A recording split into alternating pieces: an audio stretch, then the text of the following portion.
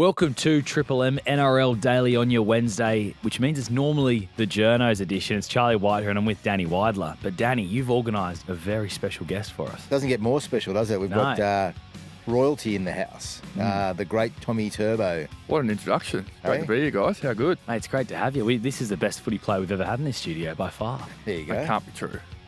I think it is. It's definitely by true. By a long way. Yeah. There you go. One of the absolute greats. How's things going, Tommy? Obviously bad news over there in Townsville. You did your hamstring. How's the recovery been for that? Yeah, obviously tough week. Disappointing, getting another hammer injury, but feeling all right. Feeling positive. We'll get it right and fly back in again. And it's what I think you were saying before, 8 weeks about that? Yeah, looking at about 6 to 8. So hopefully the boys can keep winning, playing Fozball, and we can come back in. And You look totally gutted. Like I've seen you, obviously, you've had the drama before. Yep. When it happened, like what went through your mind? Oh, it's just honestly just disappointing, mate. Like I put a lot of work in and the team put a lot of work into trying to prevent it. And just the initial reaction was just, gutted. I knew, I guess, what had happened and what I'm going to be looking at. And I just, love playing footy and want to be out there helping the boys and helping this great club. And I knew that I was going to be sitting on the sideline for a bit, which is, tough to take, I guess.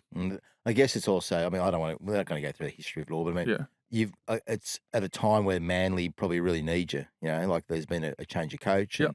And, you look like you're starting to get on the up as well. You want to be part of what's happening next, don't you? Definitely. And, being the captain as well, I feel like, I've got a lot to contribute to this team and not that I put like extra pressure on yourself, but you do have a little bit of extra pressure and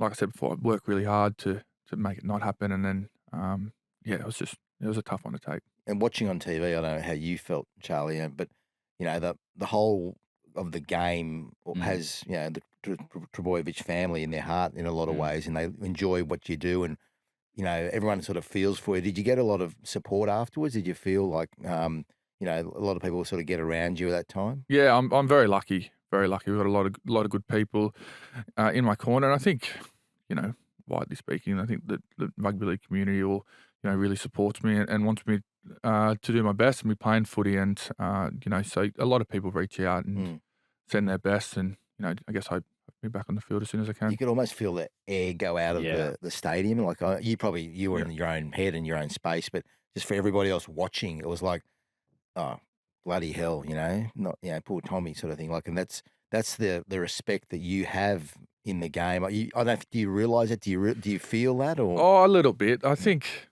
been playing for a while and like to think I've done some, I guess, good things both on and off the field, and people, I guess, respect that, me because of that, and want to see me do my best. And obviously had a bit of a history with injury, and I guess when I do get another one, people feel that a bit more. Are we going to talk about Tommy the person here? We're going to do that a bit later. Or we are going to do that a little bit later on, but mate, feel free to ask whatever you like. No, I'm just like when I what I want to say about Tom. Look, I've been doing this for a very long time, and I've known Tom for I don't know how long, 10 years or so, around that. And you know what sets him apart from not everybody, but from a lot of players? He treats the media like they're people, and that's something that I think that I don't know if any players ever listen to this sort of podcast, but what I find the best about Tommy is he's been through. I've had to do some tricky stories on you, like when you ran Harry down the Corso and stuff, and like when I beat him. Yeah, well, did you beat him? Yeah, it's confirmed I beat him, but that's all right. It looked. I don't remember. I thought Harry got him. I'm old. Did he? I thought Harry got him, or at least it was. We needed another camera angle at the other side. That's all right. That was a big yarn, right? Yeah, and like I think we had to put a bit of rubbish on you at the time and question you and all that sort of stuff. But he faces up. Yeah, and also he's a sort of bloke who, if you ring and ask him a question, he's man enough, and from a young age to handle the media and to be able to talk to the media. I mean, did you have an idea of that when you were young? That you wanted to? Is that how you treat everybody, or I think not everyone treats us like people? Yeah, no, I think there's probably two parts on that. Like my childhood, I'd always been taught that you need to, I guess, be accountable for what's happening, and you need to show up. If you say you're going to do something, you need to do it, and that's what I feel like when something bad's happening with me or at club. I feel like a certain level of accountability to that, and you need to show up and address what's happening. And That's from your parents, is it? They've taught you parents, yeah. They've been a great influence on, me, my brothers, and I think they've kind of, the values that they've shown throughout their life has helped us be, I guess, better people in that regard. And, I kind of learnt from a young age with the media, and that I know, especially when you're young, like, it's quite nerve-wracking. You don't want to do it, and you don't want to be in the media. And still now, like, I'm not going to sit here and say that, I want to do media every day and be in front of a camera, but the better you show up and, I guess, look at it as an opportunity, enjoy going there and getting your side of a story out, the better. And I think if you just frame it in a better position, you're going to, I guess, be more open and present yourself better and be more, Well, that's a good lesson. Yeah. Like, even the fact that what he just said there, like, I mean, you watch a lot of stories that happen and you watch how they get presented. It's often hard to hear the other side of the story. Like, I could try and contact, player X for, their version. You don't hear back. But if they took the time, like, you'll often take the time to ring back or message back or something, and at least you can get the other side of the story and that's what, ultimately that's what you need as a journo. You need both sides of a story. And to Tom's credit, and there are other players who do it as well, he will make the effort to do that, and that way it presents better for him, his club, for everybody, and you get the truth. You get the truth in a situation. I don't think many people are going to lie to you when you actually go to them to get their side of the story, and be disappointed if they did. So I think it's something to your credit that you've always been able to do that, and you've been decent to deal with, like, in to a lot of people in the game. I know, like, you've got good relationships with, like, with guy who used to sit in that chair, Michael Chamis. Yeah. I know Reedy. Is Reedy off with you at the moment? Or, I don't know who he's off with. Jake and him had a falling Jake out. and him, yeah, that's right. Yeah, That was a couple of years ago. I forget what happened there. I think Woodsy was at the heart of it. They're fine now. Yeah, they're okay. They're look, like, everyone's just a person. They're just doing their job. Like, the quicker you understand that, and look, sometimes it's going to not be in your favour, but the quicker you understand that, look, they're just doing their job, like, whatever. Like, you write something bad, Like, you haven't up to me. You haven't had too much No, bad. but it's up to me how I choose to take that. Yeah. Is it hard to take that? Like, when just say, or is it hard to take during the injury time where people doubt you or question you or? Yeah? Well, like, in saying this, I don't go openly looking out for reading bad stuff and whatnot. But you obviously, do you read stuff? Do you look at social media? No, like I'm on social media very rarely, but you can't avoid it in this day and age. Some of the stuff, and it is, I guess, a little bit disappointing. Like, obviously, people in these times just want to talk about all the negatives, I guess, and about what's happening, which you understand. They're just doing their job. But it is a little bit sometimes hard to take. But that's just life. Sometimes everything's not easy. I remember. Well, look, you don't remember this, but I was. I think you were at a press conference recently where people were asking you about was it the Cherry situation, right? Yeah. Daly Cherry-Evans, and they brought up the fact that your family or you and Jake didn't necessarily like Daly, and you were shocked that was brought up. Was there anything in any of that? I mean, let's take a step back, to that. Was there anything? Was it? Do you want to set the record straight on all of that? No, there was no issue between me, Jake, Ches. Like, he was at my wedding, like, 3 months before. Like, we had a good relationship. You find it weird that gets said then? Because it was reported, like there was supposed to be a rift of some sort, Yeah, well, there was reports a while back that hasn't. And remember, we sat on air together and did something with Ches. But, certainly in the last few years, I hadn't heard anything. That's why I was surprised by it. It was brought up at a presser, and you sort of you looked at me like I don't think I asked you that, did I? No, didn't. I talked to the bloke after, and I don't need to go into what we said, but it's fine. People can say the wrong things and they can think the wrong things, whatever. Like, and they can ask a question that's not right, and you can just don't need to answer it if you don't believe it. So that was a tricky time though for Manly, wasn't it? I mean, like that whole. I think was that. No, it wasn't after Seibs. It was the week before we were playing Roosters. Yeah, well, 0-2. Yeah. But if you go back to the Cherry stuff, I mean, like he's kicked on well at the Roosters and he's found a home. But was that a hard time for you, for the Manly club, for I think it was. I think not so much for me. I just think I don't think the whole situation was dealt with well. You know, Ches done, I guess, a lot for this club, and you know, I know I would have loved to have seen him stay playing for Manly, but it wasn't the case. So it was more like a shock and a little bit of disappointment there, I guess. And I mean, you've had recently other stuff go on with Anthony Seibold. Were the players off him? No, not at all. Not at all. It wasn't a player-led thing for him to leave? Definitely wasn't a player-led thing. I think it was a performance-led thing. Obviously didn't finish where we wanted to last year, and then to start the year 0-3 at home. You know, the club thought that, you know, wasn't acceptable and moved him on, and you know, brought Foz in. It's clearly worked bringing Foz in as well. Fozball, which we'll talk about in depth a bit later on. It's good to see you guys though winning. He's obviously been a breath of fresh air. Before we move on to some other issue stuff around the game, I want to ask you about Origin. We did a podcast here late last week, and Josh Reynolds had you as the New South Wales fullback. Is it disappointing, obviously, the timing of this hamstring injury around Origin? Yeah, sorry, Josh. I won't be there. I've let you down. Yeah, look, that was certainly one of my goals going into the year, was wanting to be back playing in that New South Wales jersey. And, yeah, it's tough, mate. It's unfortunately part of the game, and one that I've had to deal with a bit more than others. But, look, we'll get this right and get back playing some good footy to Manly and see where we're at. Yeah, it's a shame for all us New South Welshmen as well. Yeah. My heart broke when I saw it. You know, New South Wales is always better when you're in the team. Who should be fullback if you can't be there? Oh, that's a question. I don't know if I can answer that. Come on, mate. I'm putting you on the spot. It's Edwards or Teddy. Teddy's been in pretty rare form, hasn't he? Yeah. Look, I played with both of them. They're both great players, so they're both very good options. But, you know, I'd love to see Teddy back in a New South Wales jersey. But Dylan Edwards would have played too. Teddy's his longevity is just phenomenal. Like I think he won 5 straight Player of the Year awards at the Roosters, and the fact that he's now doing it, 30-something, 32? 32? Yeah, around that. 31, 32? It's you look at him and marvel in a way that the way he does it. Oh, he's an extraordinary player. Yeah, like the way he shows up each week and gives his all, and yeah, like you said, the longevity side of it, it's special. He's a once in a generation player. He's 33.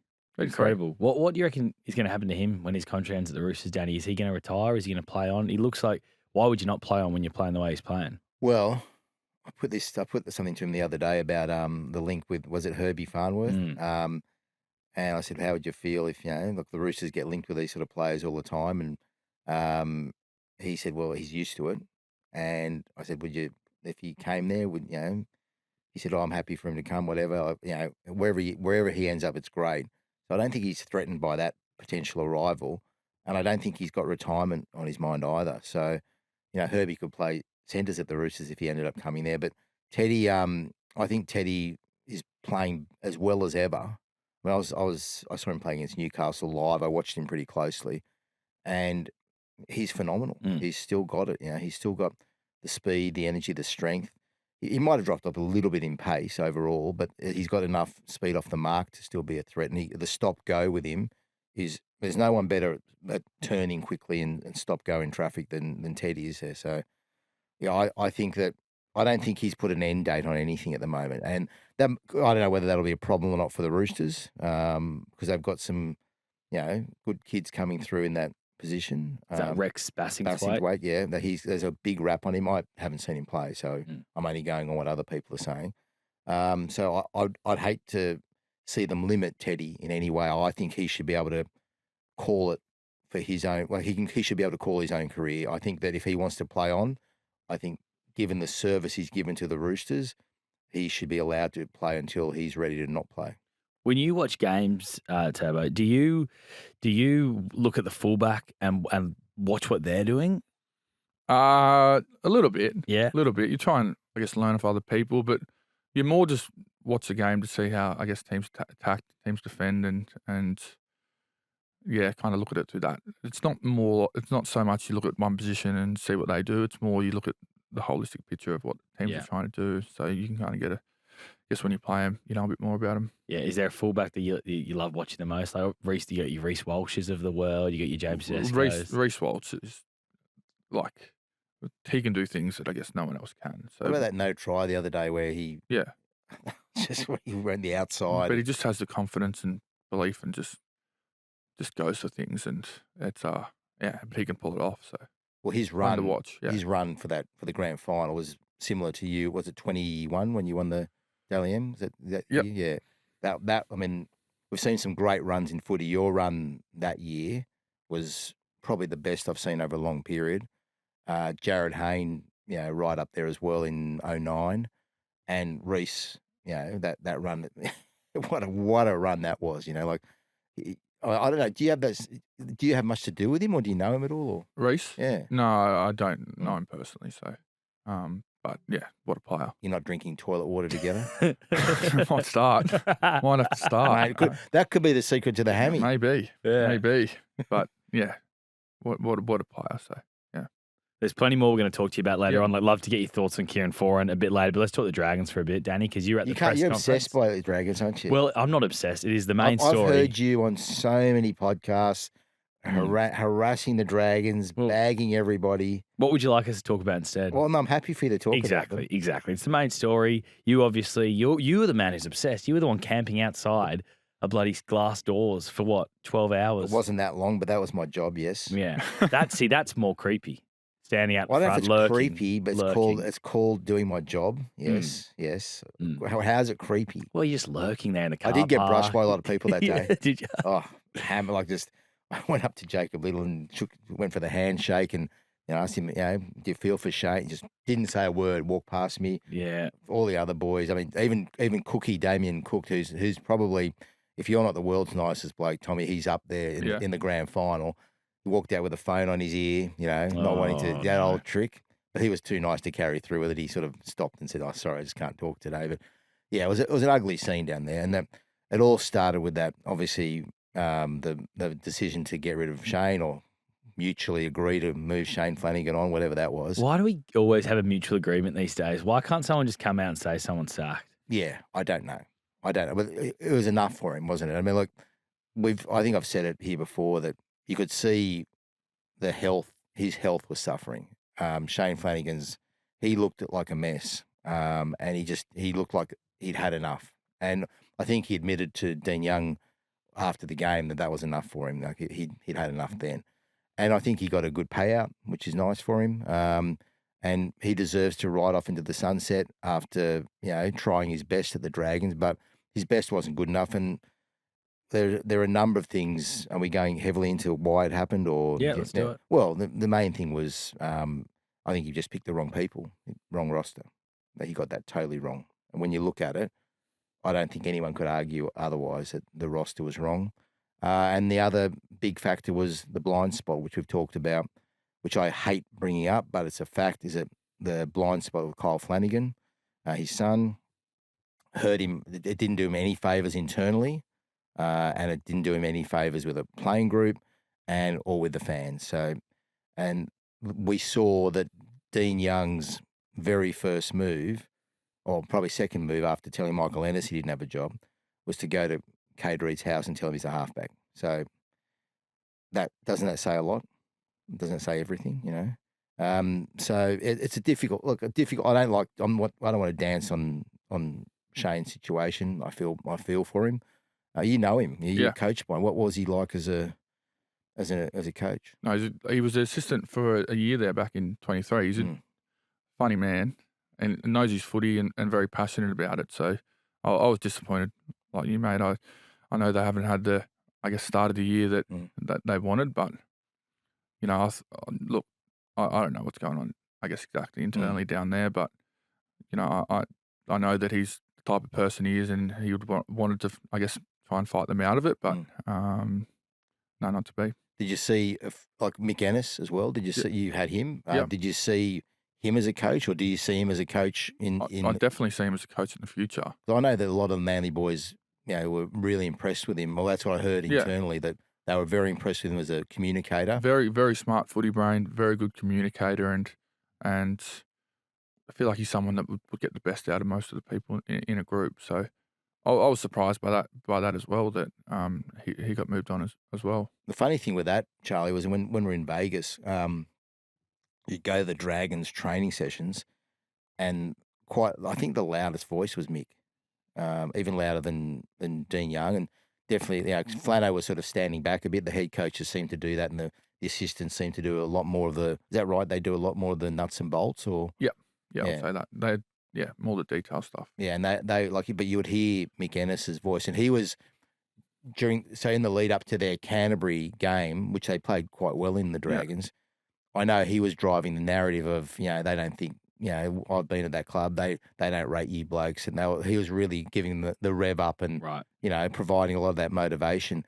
So I find it really interesting that suddenly he's gone. I don't know if I've ever seen an interim coach not have enough power to move on his assistant. Yeah. Isn't that unusual? I mean, I find that an unusual occurrence. I don't know if it's ever happened before. Yeah, I was trying to think of a single time where it's happened. I can't think of any where day one, the interim goes, see you later, and shoots his assistant. So what does that say? Or does that say that he's been given a greater assurance that he'll be head coach? Surely. Or does it say, I know that I don't have the full support of the fractured board, and I'm just going to do it my way, and I'm going to throw everything into it and show you what I can do and stuff everyone else. I'm going to show you how I can do this, and I'm going to throw everything at it for a few weeks, and you're going to see how good I am. Well, that to me, that's what, because let's not muck around. Dean Young doesn't have the full support of everyone at that club. I mean, they might say otherwise, but the Illawarra side had to have some serious convincing to make him a part of their future, and I don't think they're sold yet. So I think the way I read it, I'm only speaking as an outsider, is he said, okay, well, the excuse for Mick Ennis was that we had to change voices. Well, Mick Ennis's voice has been there for a couple of months. Yeah. He also said that they're not going to go for a traditional attack defense style. What does that mean? Any clues, Tommy? I haven't heard exactly what you said. Well, that's like at a club. How does it work? Are the assistants, do they have designated roles? Do they does one do one part of the game? That's how it's for the last 10 years. It's always operated at Manly. Not saying that's the right way. It's just that's just how it's. Well, maybe you guys should have thrown out everything. Just had Foz the whole time. Yeah, Foz comes in, sacks Jim Dimmock. I just find that I don't get it. Yeah. But that's the only explanation I can see is that he's going, well, I've got to just show everything I can do. Like I've put the halfback in, I've moved Cole to the bench. I feel like, I really feel like that he's going all in. It's ballsy, isn't it? It's ballsy. It's and look, he's a. Do you know Dean Young at all? Have you had much? Yeah, I've had a little bit to do with him. How do you find him? No, I find him really good. Tough. It's very tough. Yeah, tough exterior, but yeah, look, I've only had him briefly, so it'd be interesting. He's an interesting dude. He's got from a media perspective, I don't know whether he loves the media, but he handled himself well in his press conference, I thought. And on 360, he did a good interview there, and he came across really strong. And that's a good start for Dragons fans. But I think he needs to do a good sales job on them. I think he really does need to do a good sales job on them. The Mick Ennis thing is ballsy, but it's also ballsy to throw Cade Reid into the team because it's Anzac Day. It's a huge clash, and he's thrown this teenager in, and it could really be sink or swim for not just Cade Reid but also Dean Young if it goes wrong. Look, I've never seen Cade Reid in person until I was hanging out the back of the Dragons in the car park, stalking them all. I've done that to you, I'm sure. Yeah. At some point. What do you do when Danny's stalking you? What's the strategy? Run the other way as fast as you can. Yeah, do a Harry. I'm probably responsible for a hamstring injury. Yeah, it's like I saw him. He's not big. Like he makes Luke Keary look like a Andre the Giant. He's a small guy, but he weighs 80 kilos. But everything you hear about him, is only good. I mean, we saw him in the Charity Shield, and Yeah, he looked fantastic. have you had much to do with him? I haven't had much to do with him. So it'll be interesting. Like, it's a big occasion to be thrown into, though. Like a halfback, he's your halfback, and he's Yeah. a kid. I mean, I don't know what you think of that.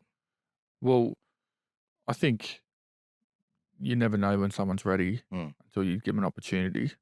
So hopefully he goes out there and shows everyone what he can do. Obviously, he's got a great talent, and he's been playing really well in New South Wales Cup. So, yeah, look, it'll be interesting. But it is a big occasion, like Anzac Day. Massive. 40,000 fans there. Massive. And it's funny with like a week ago we heard that Kyle was the best halfback in the club, and that there was support from the assistant coaches on that. That doesn't seem to be as true now, does it? Like, no. When you look at what's happened straight away. Yeah. And I don't know. I hope it works out for him.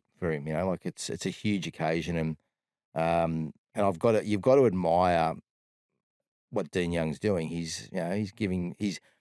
It's a change a lot of St George Illawarra fans have wanted to see, and I guess you can't listen to the fans when it comes to selections, but you know, obviously he sees something in it. And you talk to people around the game, and he definitely is considered a quality player. So. They're 0-7 as well, so like you got to try something. So you may as well throw the kid in, and hopefully it goes well for him. Let's talk about the press conference, Danny. You were there. Now, I want to ask you a couple of things about this press conference. First of all, was it a one question per journo press conference? So we got the notification to drive down to Wollongong, and there would be a media conference at 9:45. So all the media scrambled down there. Like, it's an hour and a half. It's not too far.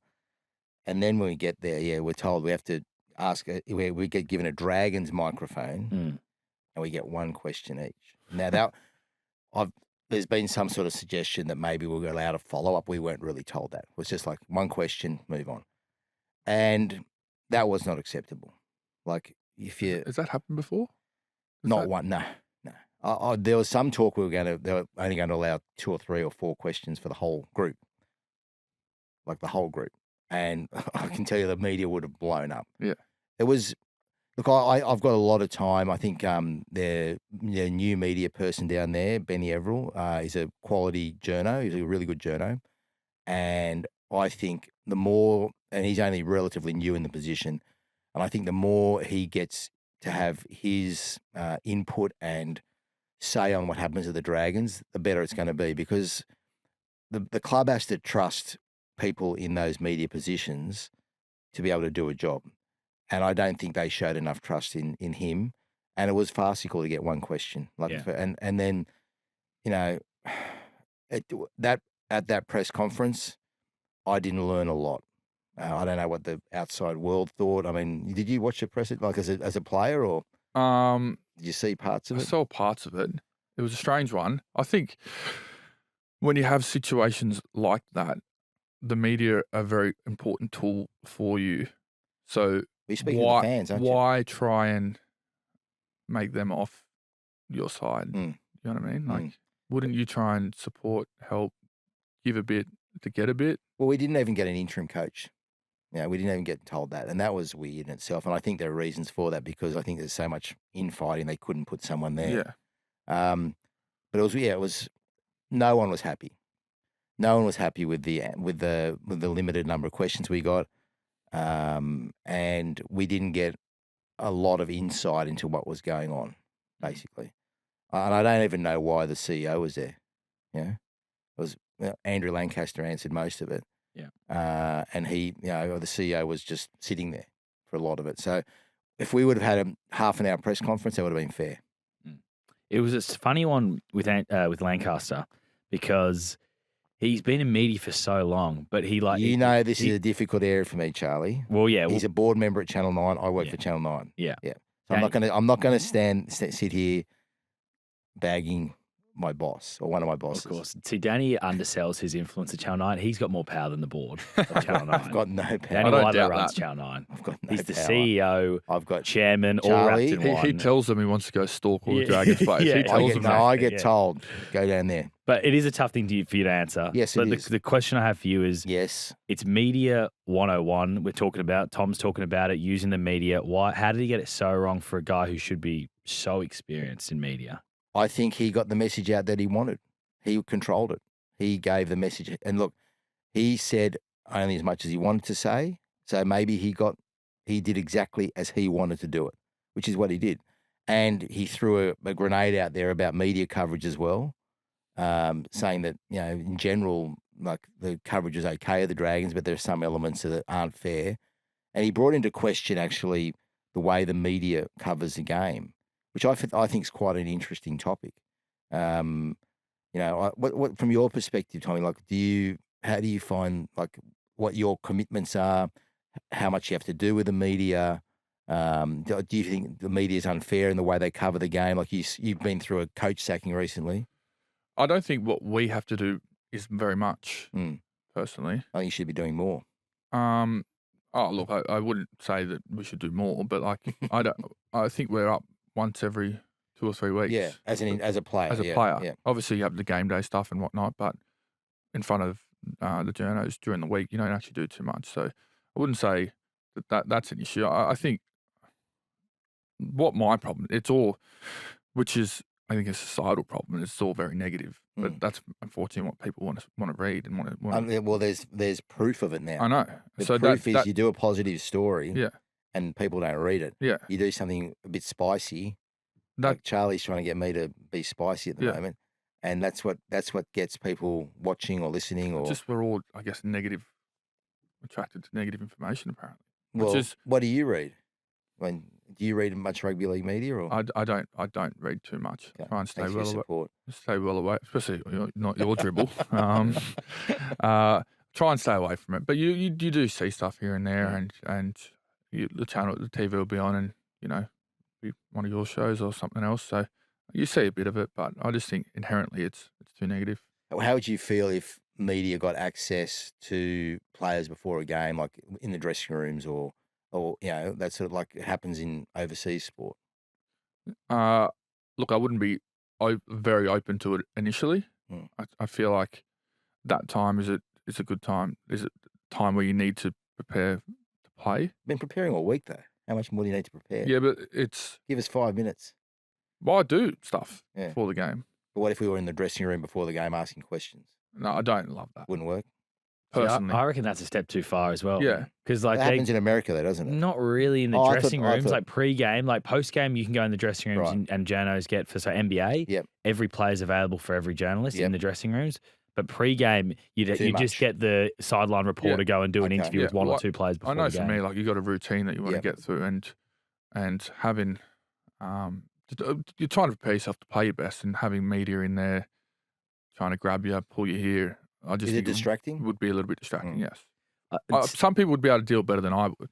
See, Danny's been around media for a long time, and what he just did was one of the great diversions to get it away from talking about his boss. He just turned it to you, asked you a couple of questions. What do you want me to say? Well, let's unpack what Lancaster's talking about when he says the club's improving, and he sort of was hyping up that the club's improving. Well, I've heard what you've had to say. You've said you've been through all the metrics. Yeah, the attendance has been dropping the last. You've said every metric is down. Yeah, well, I don't know their commercial side of things. They might have a ton of sponsors, but their fans, the attendance has dropped the last 3 seasons. They're dropping on the ladder, clearly. They've sacked another coach. Like, what does he mean when he says the club's improving? I don't know, because I don't see them improving. I think what they're trying to do is, through Tim Watford, their CEO, I think they're trying to become more modern and more with the times and all that sort of thing. And maybe that's what he's. I don't know. I haven't asked him that, but I'd imagine maybe that's the change they're trying to make, and make themselves, because they're no longer a big club. They were a big club. Like when I was a kid growing up, St George were massive, right? They were a huge club. Now they're whatever, like they don't know. They still feels like they don't really know what they are. It reminds me of the old Northern Eagles. Tommy, you wouldn't remember those, but the mergers are always hard, right? So I don't see how they're improving. Look, they've got a great training facility. Look, the Bruce Gordon Centre, is that what it's called? Yeah. Well, he let us know the name of it all, didn't he? Okay. So what do you think? I mean, you're sitting here smiling. No, I'm just asking you questions about the Dragons because it doesn't make much sense to me. Because he came in there as if like the world was out to get the Dragons. Like, I don't understand. I understand some of the things he was saying about the coverage. But they're 0-7. Yeah, no, they deserve to be scrutinised. And Shane Flanagan deserves to be brought into question. The relationship between Shane and Kyle deserves. All of it is deserved. But he was saying there are agendas at play as well, which is his opinion. He's allowed to have it. He's like he's been in the media for a long time. He sees it all, and they live that every day. The Dragons, they like probably when Manly get criticised, you feel like the world's against you. Or why all the media bagging us? And they probably feel the same way. But unfortunately, the criticism of the Dragons is entirely deserved. The way that everything's happened. I was being hammered in Vegas as being anti-Dragon last year. Like, they were saying to me, "Oh, well, you hate the Dragons. You don't like the Dragons." I'm just reporting what's going on, and I'll continue to report what's going on. Like, I copped flack over the story I read about Dean Young over the weekend. It's not because I'm not making it up. It's people telling me things, and that's my job, is to report those things. You just slam them publicly. You just come in and hammer them. You've got big opinions, but I'm just reporting the facts. Yeah, and everything you're reporting is completely fair. And it's in. But I wanted to ask as are most of your opinions. Yeah, exactly Not right. all. Exactly right. But on the Dragons, you said that they're not a big club. They're not. Press conference made it seem like they still think they're a big club. That's a fair point. Yeah, but they're not. They've slipped. They're like their recent history suggests they're no longer a big club. And look, when you think about big clubs in rugby league, I don't know how you can consider them one of them. And when it comes to attracting players, they're now in the position where they have to convince managers that they're worthwhile. And by convince them, that means pay more for a player. Like if they're going to get Scott Drinkwater, they're going to have to pay him Tommy Turbo money. They're going to have to go crazy. Pocket change. So we got to get to a break quickly, Okay. but just if you had to bet on who will be the head coach long term. I still think Ben Hornby's a chance. Okay. Now, we do the show all thanks to Lickland, of course. Absolutely legendary, but legend is a term that gets thrown around a bit, doesn't it? We've got a real legend today. We do. The great Tom Trbojevic. Are you a Lickland man? Oh, can be. Can be. What's your go-to? Look, I honestly don't drink too much for obvious reasons, but what's my go-to? 4 pints. 4 pints. 4 pints. Oh, can't go wrong. Can't Stick go with wrong. sponsors. Yeah. Smart. Well, speaking of sponsors, Lickland, they are absolutely legendary. They've been helping Aussies raise a glass for over 50 years. The legendary Lickland has been filling fridges for all occasions, from cozy nights in to footy parties to last-minute dashes when you forget to bring a bottle, because a legendary country, you love this, Danny, deserves a legendary bottle shop who bring the epic value and legendary drinks on your Liquorland. Legendary. Choose to drink wise. I like how you whisper it. Yeah, that's what they want. That? They like us to whisper the legendary is that like part. sexy, Charlie? Well, it's not my choice. I just do what I'm told, Danny. I know you do. Just do what I'm And told. you do it very well. Yes. Yeah, thank you. Big game for Manly this Sunday against Parramatta. 50th anniversary, obviously, of the 1976 Premiership. I think Max Krilich is going to be there and a few of the others. Yeah, it's a big day. Obviously, 50 years since, Premiership winning team beating Para. Well, they beat him 13-10, so a few of the players will be there, and that definitely inspire us to go out there and put a performance on at home. And Fozball, take us inside it, because it just looks like you guys all love him. 3 wins in a row. It's so good to see. Yeah, look, it's like a weird start to the year, obviously losing 3 games and then Seib's getting moved on, and I think everyone kind of took that a little bit personally, and having Foz come in, he's really simplified it, and everyone's inspired everyone to go out there and do more, and people have reacted really well and playing some good footy, so hopefully we can keep it up. It was Wade Graham in commentary spoke about you guys seem to be taking more short sides, and Kieran Foran obviously loved going down the short side as a player. Was that a point of emphasis that he's been looking to bring into the team? Yeah, wanted to be a bit more of a direct footy side. We've got a lot of, people like Tolu, Rube, Sabi, hop out wide that create a lot of opportunity for us, and we probably were getting a bit too shift happy and trying to go around teams. So we've had a real focus over the last few weeks, just being more direct footy side, whether it's up short sides or through the middle, to try and, I guess, get us up the field better and win the middle of the park. I was told when Kieran started in his first speech, I don't know if this is right or not, but he basically said finals are what he wants. Is that the pressure he put on you guys? Or You find everything out, don't you? Not everything, but I was told that.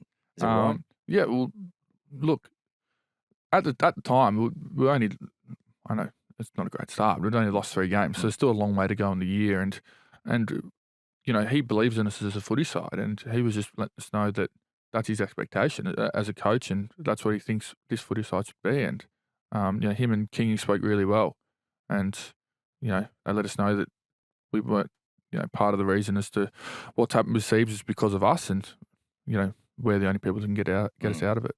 And did you believe when you were saying finals? I mean, is that something that was it?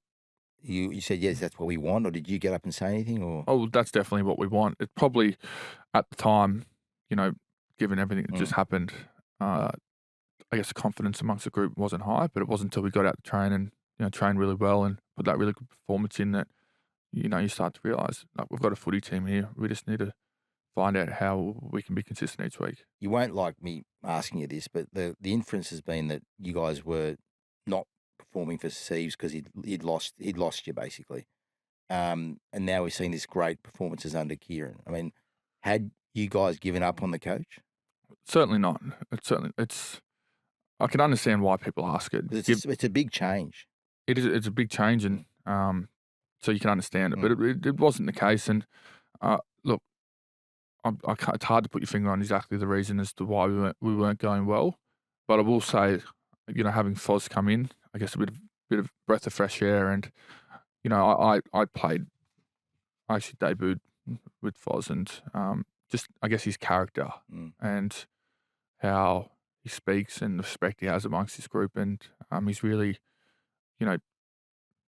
delved into that and got the best out of everyone. So I think it's been a great appointment from the club. What's he like in the dressing room? Like before, and during the week? Is he planned? Is he? Does it feel like he's on top of everything? Because it's a really steep learning curve for him. Yeah, look, it's kind of pushed straight into the deep end, isn't he? He's only just finishing playing last year, but he's definitely well prepared and speaks very well.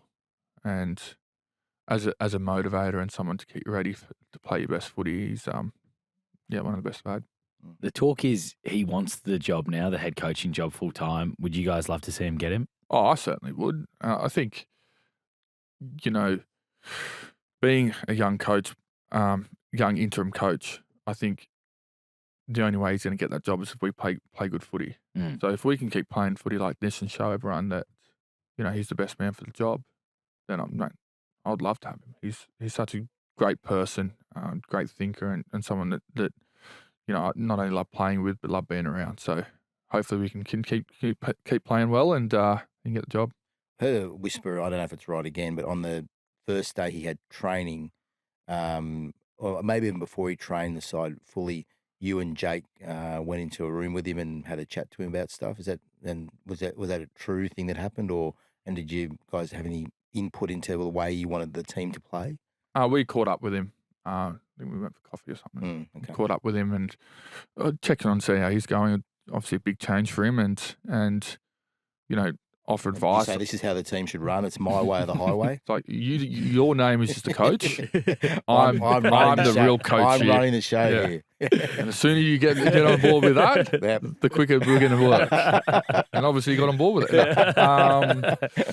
No, just he had his ideas of what he think we needed. We've got ideas on what we think will help, and we just discussed them. And ultimately, we all want what's best for the club, and we all want to win footy games. And he knows that he's being a young coach, he's going to need help from people, and the discussions around that. One of the guys whose form's changed the most since he's got there is your brother Jake. He put Ben as well. Ben's been incredible. Ben is both both of them. Yeah. Anyone letting him down is Tommy. Yeah, exactly. Yeah. But let's talk about Jake first, and then we'll talk about Ben. Yeah. Jake, it was like he put a shot on. I can't remember who it was in the Cowboys game. I was like, oh, that's like a Jake Trbojevic hit that we used to see in every game, basically. Yeah. How good is it to see him playing his best footy again? Yeah, it's awesome. He was obviously under a bit of pressure early on in the year. You Journos were ripping into him, but that's all right. There's a whole column. Triple M loves him. Triple M's always been behind Jake. Yeah, no, we love the headgear. We backed him. The headgear's What do you think of that headgear? unbelievable. How good is it? Is he getting paid? I got told he got 50 grand to wear it for the season. Oh, look, I'm not going to comment on any of this. I'm not going to comment. That's a yes. That's a yes. He didn't get 50 grand. Yeah. He'd want more, would he? Or? Yeah, maybe 20. He doesn't get out of bed for anything. Less than that. But have you got a nickname for that headgear, by the way, before you answer the question? Magneto. Magneto? Yeah. Good laugh. When he first put it on, Does he? Obviously being a supportive, but it doesn't look too bad. And I'm there going, but he feels confident wearing it. So yeah. That's the main thing, isn't it? Look, we're not here to play rugby league to look good. So who cares? Oh, I'm not bad. I'm saying go for it, Jake. Exactly right. But how good is it to see him playing his best footy again? Oh, it's great. Like I said before, he was under, copying a bit in the media early on, and obviously with Foz coming back in, wanting to be a more direct footy side, kind of played to his strengths a bit more, and he's brought his running game back, and that given his confidence to defend well. And yeah, look, he's always been a competitor, Jake, and will always be a better footy side when he's on the field. And we knew that, and I guess people are starting to see that a bit more now, which is good. When the media is hammering your brother and he's your best mate as well, and you've played footy with him and you're so close, it seems like you two are just so close. How hard is that when you see people calling for him to retire and all that sort of stuff? Yeah, it's disappointing. It's just like it's kind of what I spoke about before. Like people just they'd go to the negative side and you need to do this and outrageous, which is like we've always thought we're a better footy side when Jake's on the field. He does a lot more than. People look at attack way more closer than look at defence, and we're certainly a better defensive side when Jake's on the field, and we know that, but unfortunately, people don't see that as much. So it is quite disappointing. But you just try and be there for him and help him out and do what you can. I think that answers everything with Jake. Because I mean, I've seen him like. I haven't seen a more passionate player than Jake. I mean, he gets so worked up. Yeah. And I love seeing that. And my only worry, Tom, is I don't want to see him hurt. I've seen him get enough head knocks. Yeah. And that's where I come from with Jake. Like, I don't want to see him, down the years to come having issues. And I hope that he doesn't play to the point where he risks his own health. That's my concern. He definitely won't. He definitely won't, I think. But you can understand that. Like there's an argument for everything. But he feels good and he wants to keep going, mate. We love him. Your other brother, Ben, he's been incredible this year. Just the form he's shown. He was amazing against the Cowboys. Who'd you beat the week before? I can't remember now off the top of my head. It was the Dragons. Dragons, yeah. That's right. He was incredible in that game as well. Yeah, Burbo. Burbo's on fire. Do you know he named himself Burbo? Did he? Do you want to know why? Hit us. Burbo. Bigger, better turbo. Called himself out at a young age. And it's stuck. I like it. It's good.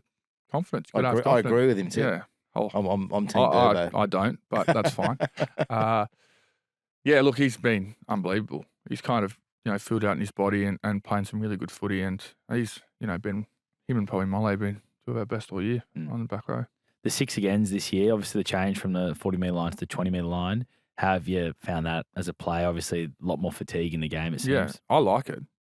I know people blows out scoreboards, but I quite like it. Do you know what's going on the field, though? Like, as a team? Like, that's where it gets frustrating because, it's all so quick and you need a break to work out what you're actually doing wrong to try and talk about it. But ultimately, it should be up to you to stop the ruck infringements. But I can understand as a fan, you don't really get clarification on what's actually going wrong. It's just 6 again. Let's move on. You know what I mean? Which is hard. They do try and. Like we sit at home and watch it, and we're going, "What is going on?" They do try and say 6 again for this, but that doesn't get across to everyone. It's hard, but I like the rule.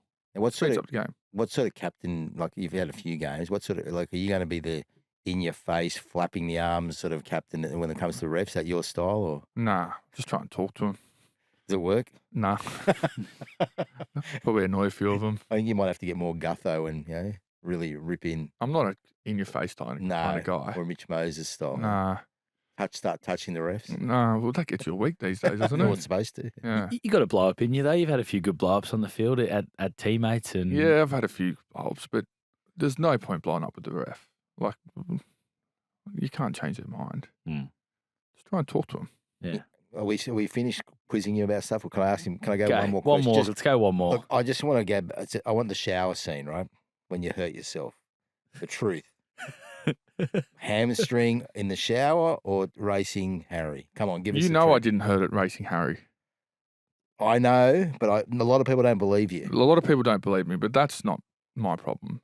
I heard it slipping in the shower, and people are not going to believe me. It could be one of the great smothers, but from coming from you, Tommy, I have to believe it. Yeah, and look, people don't, and I understand it's my fault. I stupid stuff. I look bad. I take an accountability for it, but if people it's not the worst thing in the world. If people think that, that's fine. One of the funniest stories I've covered, actually, the Harry race. Yeah, some of the best. It's hilarious. Some of the best vision I've ever seen. Anyway, have you seen Harry since? Yeah, I've seen him. Yeah, is he still getting the piss around Manly? Does he? Is he still? Yeah, I saw him in Manly, and he came up and apologised to me. So. I think he might have gone for another race. No, but he got his moment, I guess. You might be able to recruit him for your media media spirit. Well, I was going to say, forget the Jason Saabs of the world racing. It should be Tom Trbojevic v Harry on the Corso, live stream before the grand final. That's got buy around written all over it, doesn't it? Absolutely. Mate, great to have you in here. Thanks so much for joining us. Good luck with the recovery. Love what Manly's doing, and thanks so much for joining myself and Danny in here today. Appreciate it. I mean, Anytime, I really guys. appreciate it. Thank you, guys. Mate, best of luck with the recovery. Thank you. Appreciate it.